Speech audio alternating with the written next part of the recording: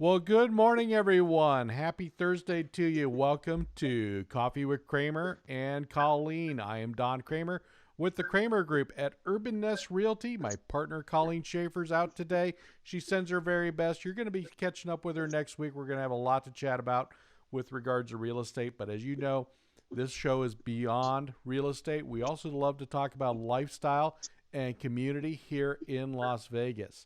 Now, last week, we had Mason Spalding, the senior head professional from TPC Las Vegas, on. We were chatting about the U.S. Open and what an event it was. So if you had a chance to watch the U.S. Open at Wingfoot, there was all kinds of things going on.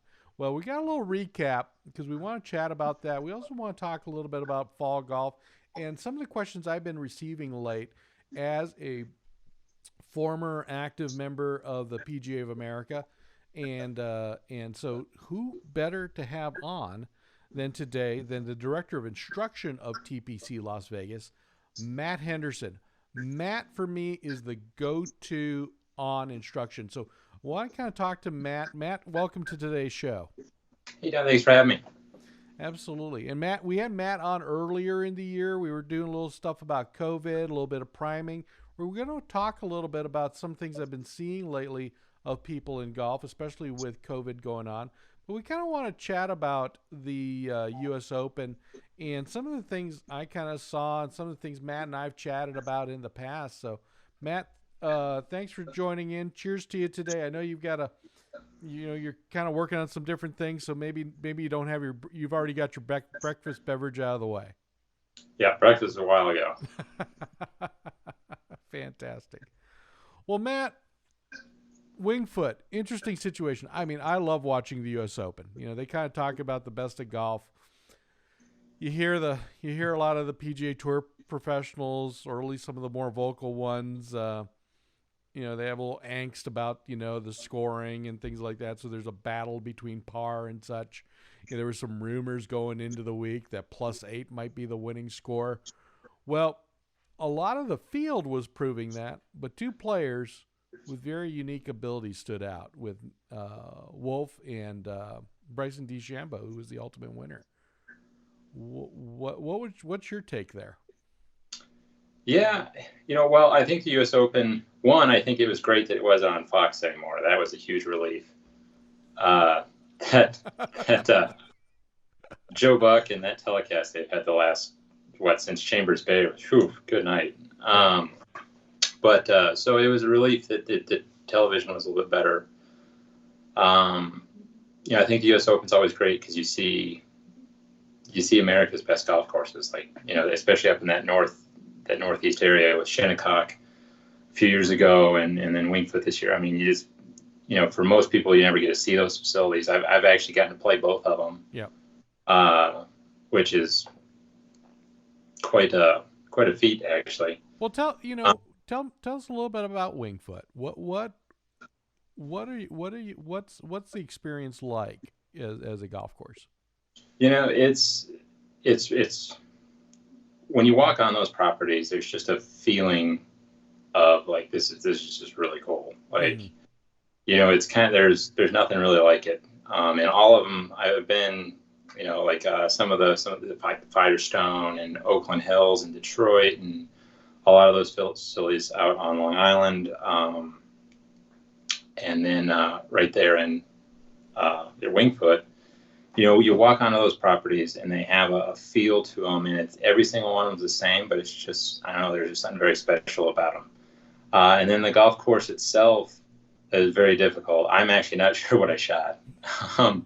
Most of those golf courses, like Oakland Hills, I can tell you exactly what I shot. Shinnecock, I can tell you what I shot. Wingfoot, I had no idea. It was just one of those things you just kind of, after through about 10 holes of it, you're like, okay, I'm just going to enjoy playing the golf. It was very difficult. And so they had it. I mean, I played it in 2008. Okay. So, 2 years after the 2006 Open, where Phil was there. Mm-hmm. But I played it it had been late July. Right. And, rough was rough is just like you saw it right there. Greens were, I mean, the members have it set up just like that, so it's really no different. So when you And played it stout, 2 years after yeah. the U.S. Open, it felt like you were still playing U.S. Oh, Open yeah, conditions. it was tough. It Yeah. was tough.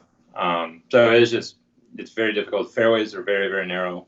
And that's the problem with things is like and even like I think Bryson hit, I think he hit what 61% or something. I think I saw fairways. Right. But that's above field average. Field average was like 55% or 53%. I think it was 53% off the top of my head. So he beat the field by a decent amount, but like you have to think about that. Like most of the time when you're in top 20 in an event, they're definitely in the 65% range, if not way above that for that individual week. And so to have, is it 60%? Like that's crazy. And they're just so small. Like most, like if you take TPC Las Vegas, a lot of the landing areas on par fours and par fives, you're talking 35 to 45 yards of Right. what you have from left to right. And, there's a lot of landing areas there on par fours and par fives where you're literally hitting into 21 to 31 yards of landing area and stuff. That's not, no one's really that accurate. Well, the other thing I noticed too, it really helped to have the overhead shots. Wingfoot's green spaces are more rectangular, squarish with round edges versus sort of being round, oval, blob-like. They almost kind of have a distinct shape to them. Totally, yeah. And same thing, like Oakmont, like 18 has a couple of those kind of squared off greens. Yeah. So that's different. A lot of people don't see that. And then the other thing about the greens is the slopes, and people aren't really hardcore on a slope percentage. But if you've ventured into Aim Point at all, or you've ventured into Green Books at all, like the slope percentage at Wingfoot and Shinnecock for that matter, it's massive. Like you're talking very few pinnable locations on the greens, especially at those speeds, because you're talking into 6, 7, and 8% slopes, and you really can't put a pin on most of at those speeds. You can't pin most of the greens. So there's very select spots where you can actually put a pin in. Mm-hmm. Yes. Like, and a lot of people, like, just to put that in perspective, like, if you have, let's say, a 10 stimp green, which is what most of us are kind of playing maybe out here in Las Vegas, and you put it on a 3% slope, I think you'd have to play, you'd have to play from 6 feet. You're talking, you got to 6 inches, 5, 6 inches outside the cup. And that's on a 3% slope with 10 stems. So like if you go into, you start upping the slope percentage, and then you go into adding speed. Now all of a sudden, it's you can see where it gets out of control really, really quickly. So what they're putting across, in these 6 to 7 to 8% slope gradients, it's really difficult, and that's why you see them do things like miss putts that it's like, oh, why do you miss that? Well, TV doesn't do that slope justice, right? Yeah, no, exactly. Just the vertical separation in a green, and they've always talked a lot about that at Augusta, but they were really featuring that or trying to get you that sense at Wingfoot this year as well. Totally. So let's talk about this, because I'm looking at the scoreboard, I'm looking at the recap, and you have a lot. You had a lot of great players up there in contention early going, and also some classic players. I kind of had a dark horse, but Justin Thomas, he was out of the gate early, kind of hanging in there, thinking, okay, are we going to see him through the weekend? He had some, other good players. Rory was kind of hanging in there a little bit. John Rahm, my dark horse pick, Hideki Matsuyama. I I thought he was pulling, and then it just for everyone because everyone shot over par, or even or over par on the last day except one person. It's crazy. Yeah, It's crazy. it's And crazy. and It's this the golf course shows teeth. it exactly. So let's kind of talk about these two guys because Matthew Wolff, he's definitely shown that he's got some capability. His golf swing, it's got a couple of more different. He's got an interesting start to it. It reminds me of a little bit of Furyk with a lot more velocity.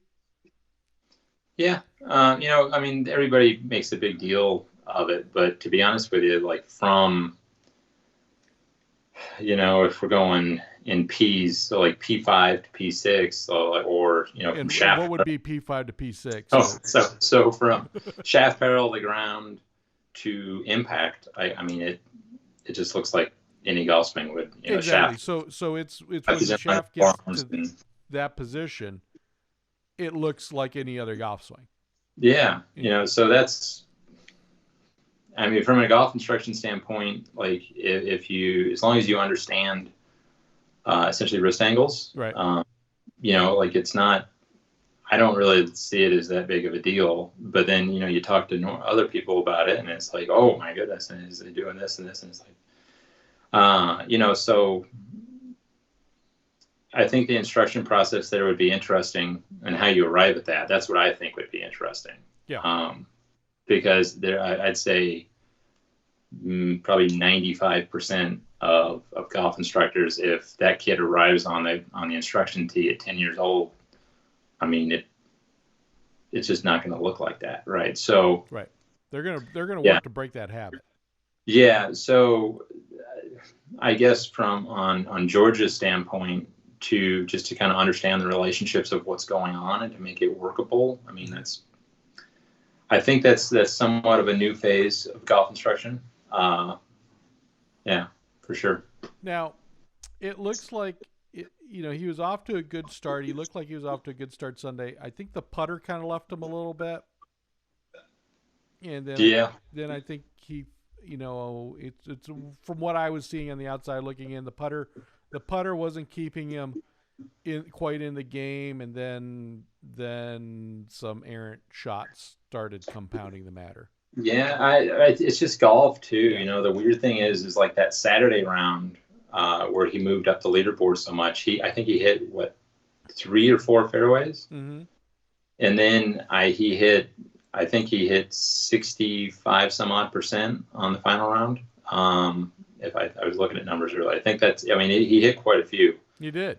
So he only missed like 3 fairways the final round, and it's just the eccentricities of golf. I mean, that's the weird thing about it is, he makes the number manageable and makes some putts on day 3, and then day 4, you're right. It's just, I hit a lot more fairways. I had a lot more scoreable situations, and I just didn't convert in the opportunities I need to. And that's golf, right? Exactly. Like you said, that's just golf, because you see on the flip side, DeChambeau, I don't think he was quite as accurate in the fairways, but also too, when he needed to make par, he made par.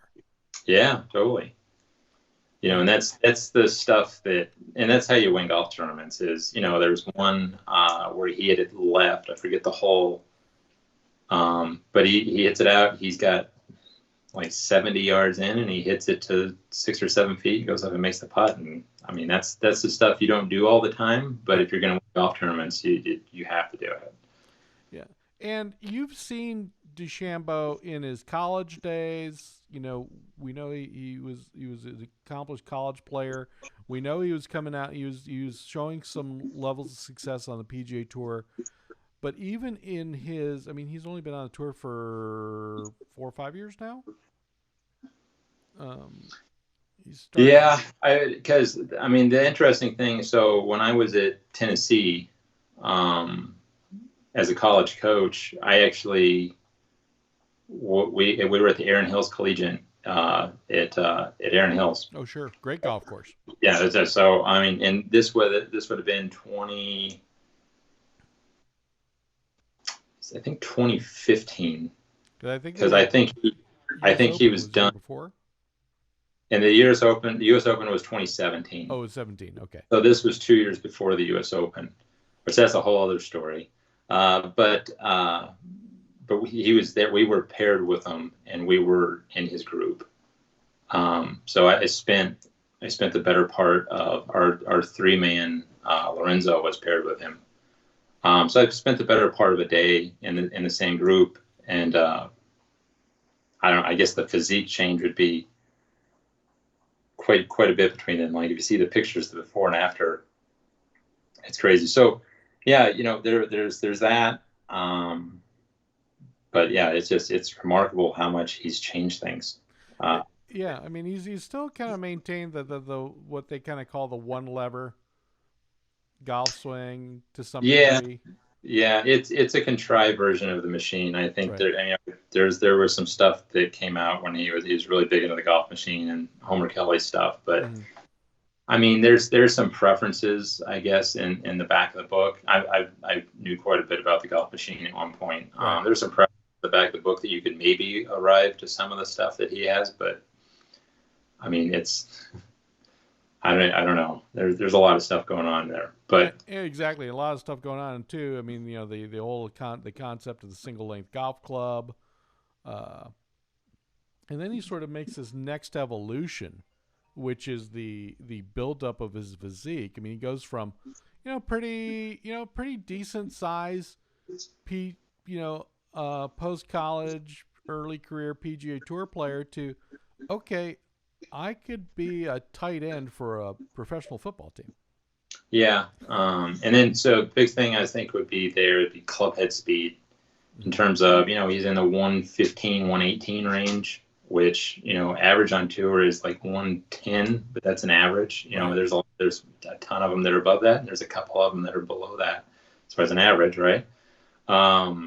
So he's slightly above average, but like the big thing is if you've seen any of the like the Instagram, I know there's a bunch of videos on Instagram from him in Chris Como's little layer workout type area that he has, and he's maxing out at 145 At that speed. Yeah. Woof. So like the thing with that is it's not necessarily that he'll ever do that on a golf course. The big thing is to move your minimum and your cruising speed up. So like if you can hit 145 and you train hard at that, then you got to think, I mean, if I just go out and just make a fairway finder type swing or just your cruise control type swing, well now, I mean, what's that going to be, 130? Right. So yeah, that's the goal. So if you're doing overspeed training, like a lot of people have the speed sticks now. Yep. Yeah, that's a pretty popular thing. Like if you're doing overspeed training,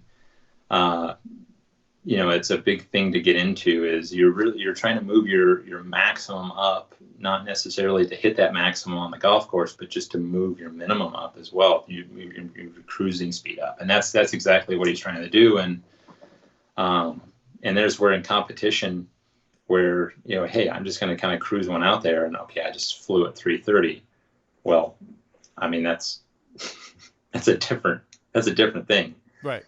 Yeah. So I mean, what he's pulling back into the bag now. I mean, I remember VJ Singh talked about this 20.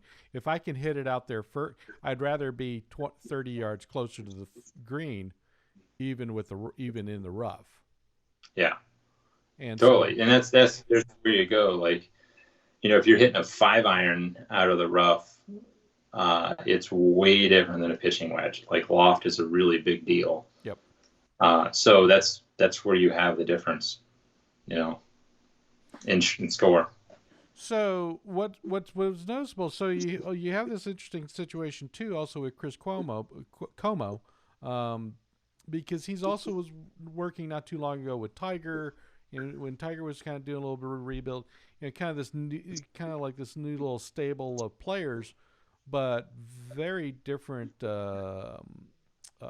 operators versus I remember there was the Sean Foley window where, guys like Justin Rose and some of those players had a kind of some distinct attributes that or commonalities between the swings. Yeah, but I mean, there's a couple guys out there. I mean, well, I guess there's more and more now. Like that's the thing is like education in our industry is just it's way different than what a lot of folks might even know. Like myself, I have somewhere in the neighborhood of 160 hours a year of education. Right. Just trying to move forward. So when you get into those guys, like Chris is extremely, extremely knowledgeable. And like on the Tiger thing, like he doesn't, they separated ways before we saw Tiger really, win the Tour Championship and come back and win the Masters. But I mean, Chris deserves way more credit there than he was ever given, at least that I saw. Yep. But from like he did a lot of work in there to make sure that golf swing worked with Tiger's new body. Right. And then if I go to Bryson, it's the same thing of, hey, I'm going to gain X amount of pounds and X amount of strength in these areas, but the golf swing needs to work. And so if you look at the golf swing differences, the pelvis and how the pelvis tilts and moves is quite a bit different than it was. And I mean, all of that is to facilitate, and the ground forces are different. And all that's to facilitate all that new bulk and all that new speed, as to do it in long term. That's the big thing is, so hey, the lower spine's still supported, and mobile joints are mobile and stable joints are stable, so that way there's not a problem. And that's what I think, that's where Chris is really, really, really good. Interesting. That's a very, very interesting way to put it, because you're looking at two players with very different goals, and secondly, you roll the clock back 20 years ago is when Tiger was on his journey of fitness, and everyone was making these just the backseat golf instructor calls saying, okay, he's bulking up, he's running 5 miles before the U.S. Open, and his ability to obliterate the field was coming into play. Right. But there was a period of time where you could maybe sense, okay, he still had quite a bit of capability, but it's like, okay, he's still kind of working through it. It seems like DeChambeau made this evolution now, albeit, it seems like a shorter window. Yeah, well, I'll be honest with you. Like, I mean, this is my personal opinion, so I don't want to get hear it massively chastised for it. But I mean, just the amount of information that I've seen come out of the world of instruction and the world of physical fitness in the last 10 years is way different than it was.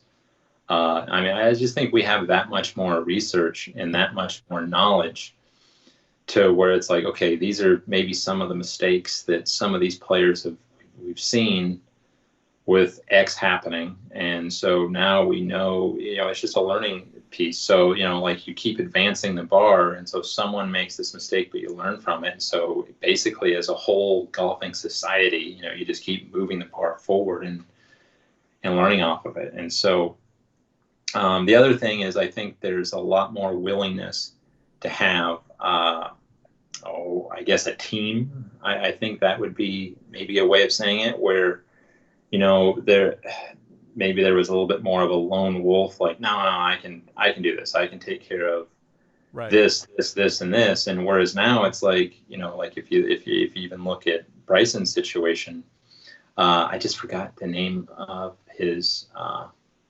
instructor, his full-time instructor, for some reason, just slipped my mind. But his full-time instructor was still in on the loop when Chris Como came in.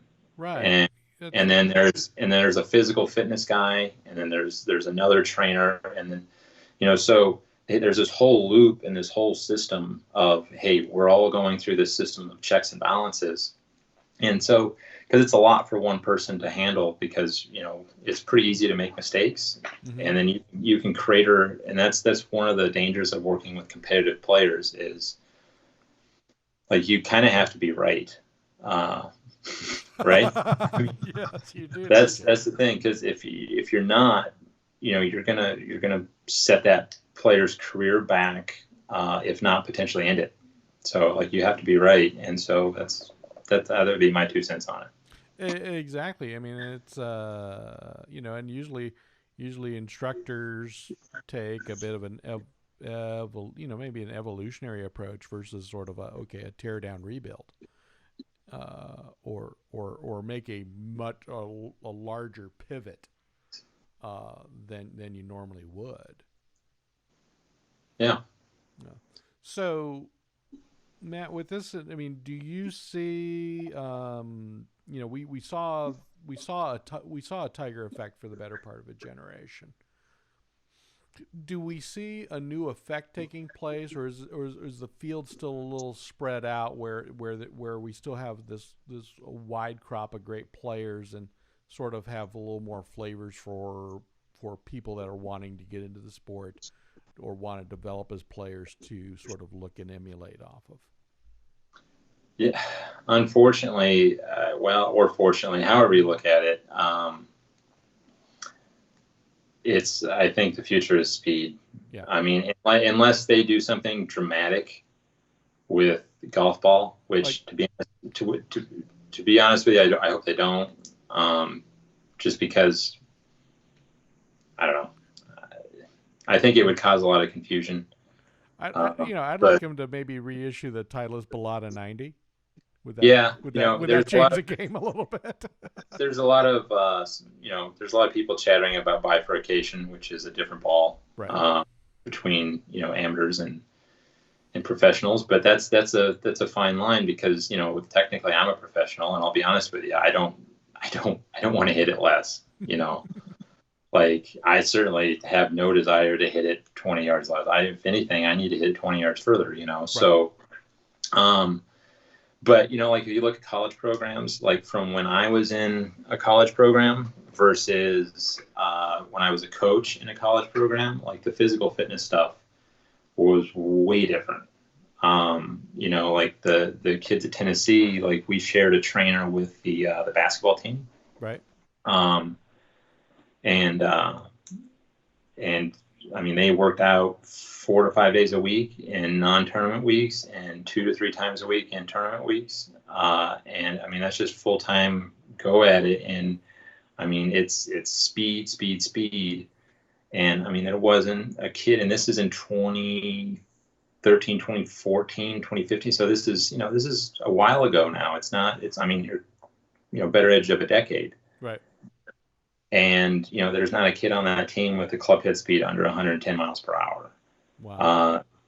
So like if you're a kid that wants to play college golf and you want to go to the next level, I mean it's speed. That's just what it is. And so now they're even taking it. Are college players going to start being that big? I don't think their frames can do it. So it might be a professional thing, but that's going to be I think that's the deal. I think it's you're going to be entering college at 115 to 120, and you're going to be exiting college at 120 to 140. I think that's the way the game's going. And then as you build out as you build out your adult physique, I mean even that's going to take an evolution from through your 20s. Yeah, exactly. So, I think yeah, I just that's where I see it going. Again, unless there's a huge rules change, like there's not. I don't think there's anything stopping that kind of evolution of it. And I mean, is there always going to be players that aren't doing that are still pretty good players? Sure, Mm-hmm. sure, but I mean, they're going to have to play like Bryson again. You're hitting 7-iron and 6-iron out of 8-inch rough, and he's hitting a sand wedge and a pitching wedge out of 8-inch rough. Like he's going to beat you all the time. Right. Well, and it was kind Yeah. of it's interesting there on the PGA Tour, but then I was looking at the Champions Tour of the last while, I remember the Champions Tour 25 years ago, and then the Champions Tour over the last 10 years, which was the my generation of the PGA Tour, and you see these players. Now you've got Mickelson showing up in there now, and you're going to see these other players that are in their late 40s that were successful in the 2000s that had a lot of capability coming in. And just imagine, like you said, okay, now at DeChambeau, roll the clock 25 years forward, hitting the Champions Tour with a normal swing speed of 125 miles an hour. Yeah, and that's same with Phil. Like Phil's still up there. Exactly. Like, he's club head speed wise. So it'll be interesting. The longevity of it, I don't know. We'll see. Yeah. So it's interesting to see that. Are you getting those types of requests for speed from players looking to develop as juniors into college players? Yeah, like with juniors, it's a really big thing to stress. Like I have a kid right now. He's per JGGS, which is a junior golf scoreboard, which is where all the if you go play in a junior golf tournament, you get points. It all culminates into this points list, right? It's a big thing for college recruiting. He's number one in the state of Nevada for the class of 2022. Okay. So, but he was per his age group when he's gonna be 17 pretty quickly here. Like he's gonna commit very quickly coming up here. But when he was 11 and 12, quite frankly, he was a very short hitter for his age group. And Okay. like we had to address it. Like it's a thing because you just can't go to a golf tournament and hit it 20 to 30 yards less than the other kids and just be like, oh yeah, I'm just going to magically compete. Like that's just not how it works. Wow. So we had to sit down with his parents, and he's like, we're going to have to do some things physically, and I defer to a gym here in town, and they have a great team. And so I don't want to do that. Like I handle the golf part of it, right?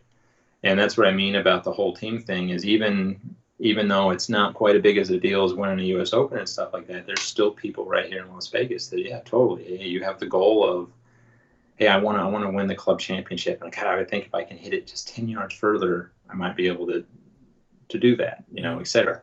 Well, we can do that same stuff. But we have to know how the golf swing works to it. And is there things in the golf swing that are allowing speed not to occur? Or are there things in the body that aren't allowing it? And so I have a relationship with folks at that gym. We physically screen. We use TPI, FMS, things like that. And that's what we did with this kid is like you just need to do some things physically. And to his credit, I mean, he went to the gym. And you wouldn't recognize him. Like he was a string bean, and he's a 16-year-old kid, and I mean, he's good size, and, in the meantime of not only gaining size, it's working on, you have three modalities in that area. You have stability, mobility, and strength, right? So it's working on those things in a whole. And so he's put in the work there, and I mean he's easily in the 110 to 115 range. 115 probably at the max, but again, hopefully moving that a little bit forward, Just and then as he ages into it. Yeah, and then now hopefully when he gets to college in the next year and a half or so, that they can move him a little bit more forward and just keep going. But it's definitely part of the game. Interesting. So actually, this brings up to an interesting point because lately, I was talking to some neighbors, I'm talking to some business clients, colleagues. I've been getting asked a lot about golf instruction, and I forwarded a couple people your number, a couple other instructors, depending on what part of town they're in.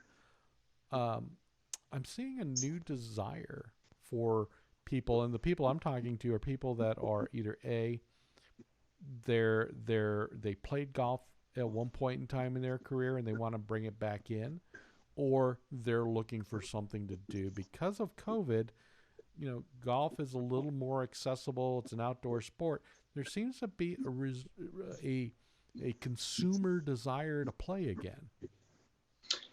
Yeah, I agree. I would kind of rate the game of golf a little bit healthier right now than I would have the last couple of years, which I think is pretty interesting. And I think the outdoor part has a lot to do with it. Yep. Like I know just in terms of running junior camps, this summer, one, we were still able to run junior camps. There's a natural social distancing to the game, right? You're standing in stalls that are 6+ feet apart, and and it's an individual sport. It's not like you're tackling each other or anything like that, or at least it should be. Right. And so we, in terms of junior camps, again, we were still able to run them. Whereas like swimming, done. Indoor, there's some indoor tennis camps that usually go on, done. They weren't, none of that stuff happened. And so golf was still able to continue. And I think the adult thing is the same thing of, hey, it's outdoors, I can go do this. A lot of people are transferred to virtual stuff. So, their days are ending a little bit quicker. They don't have the commute. So it's like, all right, I've got this extra 2 hours tagged on to the end of the day here. So what do I do? And, I used to play golf. I played golf in high school. That's what I get a lot right now. I've got a lot of guys that are like, hey, I play golf in high school. And I kind of stopped in college and, gosh, I have some time right now. So I thought I'd get back into it. Yeah. Yeah, totally. Yeah, it's interesting because it's we've talked about it for a long time with junior player development, but and that was kind of the effort for the last 20 years. But nowadays, I think, like you said, with COVID, the distancing, the availability of other outlets has started becoming a funnel for people to say, okay, well, let's rethink golf. Yeah, totally. So what, kind of, Matt, you've got some players, they're starting out. When you're meeting somebody that was sort of, okay, I played 10 years ago, my golf clubs were ping i3s. What's day one with a player like that for you? That's a good question. It's always a little bit case by case. But number one, if they have existing equipment, even if it's 15 years old or something like that, I generally don't do much with equipment initially, because as long as they have something to kind of hit at it with, we're fine there. Like when you get into the custom fitting stuff, it's numbers are always going to change, especially off your initial coming back. Your body's not really prepared to play golf. So you're moving slower. I don't start with equipment, which a lot of people kind of want to. They have that urge, like, oh, I saw this. I was reading up on these new drivers, and I was like, hold on, right? Let's get your club head speed to at least close to where it's going to be, right. And then we can actually fit stuff, right? Yeah. But other than that, it's really just getting into the kind of the idea of. Okay, so here's some general movements. Everybody wants the mechanical piece. Here's this little bit of mechanical stuff here. We maybe adjust how we put our forearms to it, stuff like that. Mm-hmm. But a lot of it is really.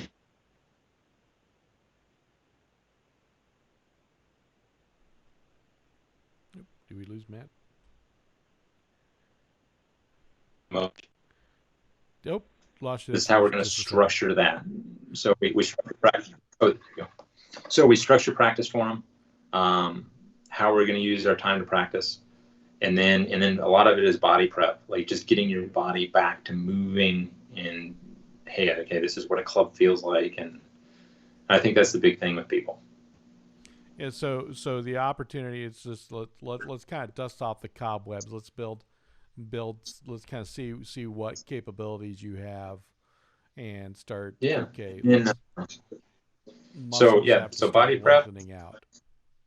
That's right. And then the other thing is you got to we crack it into what I call skill development, which generally people are like, man, I don't even know what skill development means, but you have to develop that or get back that touch of, like a human skill is spatial awareness, right? So like if you take a tennis ball and, okay, I'm going to throw this tennis ball to this guy standing over here that's 20, 30 feet away, that depth perception, we have to take that into, okay, I have this stick in my hand now and I have to develop this spatial awareness again. So we do a lot of that type of stuff as well, right? Okay, interesting.